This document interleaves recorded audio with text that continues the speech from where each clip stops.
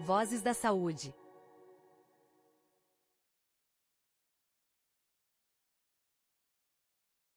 Eu descobri que nos Estados Unidos existia uma experiência do paciente, Patient Experience, com esse nome, porque eu nem sabia o que era isso.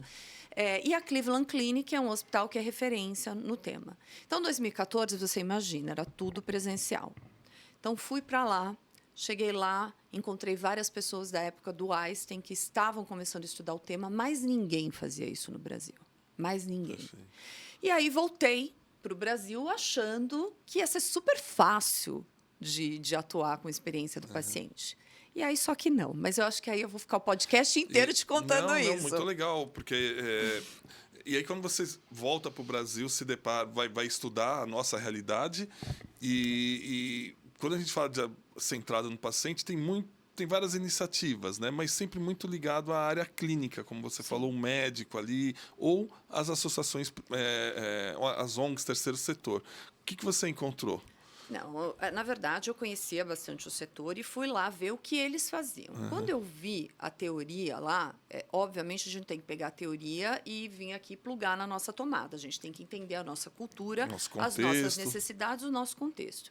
E nessa época, e eu posso até fazer tanto desta época quanto um paralelo dos dias atuais, é que, na verdade, as pessoas falam de experiência do paciente de uma forma muito superficial. Então, é olhar NPS, é olhar satisfação, e é isso. E experiência do paciente é, na verdade, a gente oferecer melhores desfechos clínicos para o paciente. Então, mesmo quando a gente fala na área clínica... Melhor desfecho na melhor jornada, né? Na jornada mais acessível, mais fluida. Aí vou te contar um pouco do método que a gente criou para olhar para isso. Porque, mesmo clinicamente, a gente não tem o cuidado centrado. O cuidado não é centrado na pessoa.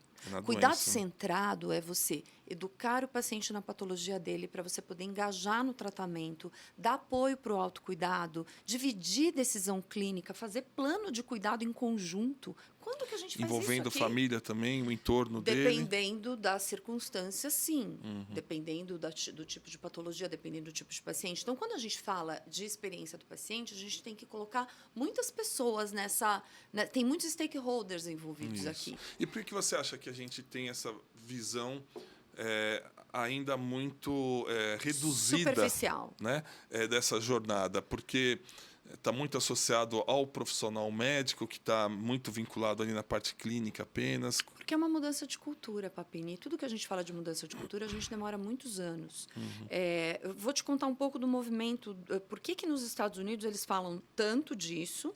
E por que eu estou inclinada tanto para a Europa e como a gente está no Brasil? Vamos lá. Estados Unidos começou a falar de experiência do paciente porque eles são remunerados por experiência do paciente. Então, o que acontece? Em 2006, eles implementaram, o governo americano implementou uma ferramenta que chama HCAHPS, que é uma pesquisa de experiência. Então, todo mundo que está ligado ao Medicare e ao Medicaid e passa por uma internação hospitalar, recebe do governo esta pesquisa. E esta pesquisa confere um score para a instituição, que é um dos fatores de remuneração. Então, mexeu no bolso. Um indicador de qualidade ali. Mudou a cultura. E, no entanto, a minha grande base de estudo foi Cleveland Clinic. Fui para Cleveland Clinic 7 vezes. Fui estudar em 500 lugares do mundo, porque não existia nada no Brasil, até eu trazer para o Brasil o primeiro curso de experiência do paciente. Então, foi aí que as coisas começaram a acontecer. Mas por que hoje eu não faço muita coisa com o mercado americano? Porque o mercado americano tem uma teoria linda, mas uma prática. Se vocês conhecem gente que mora nos Estados Unidos, amigos, perguntem.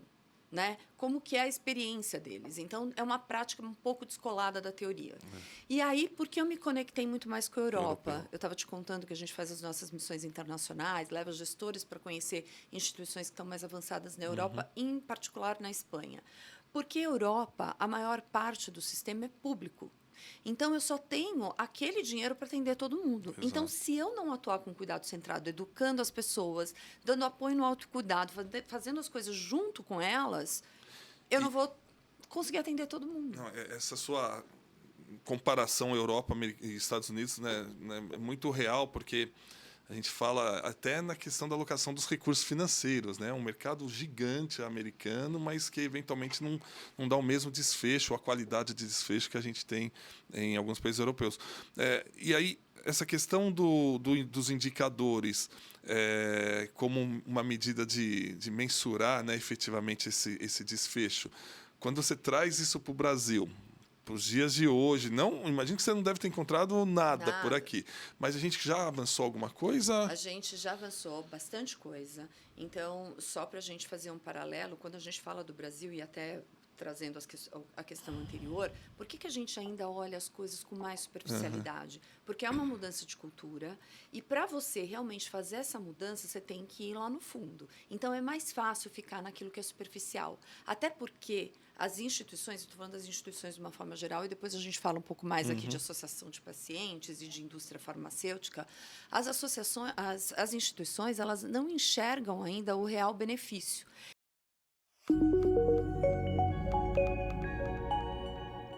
Vozes da Saúde.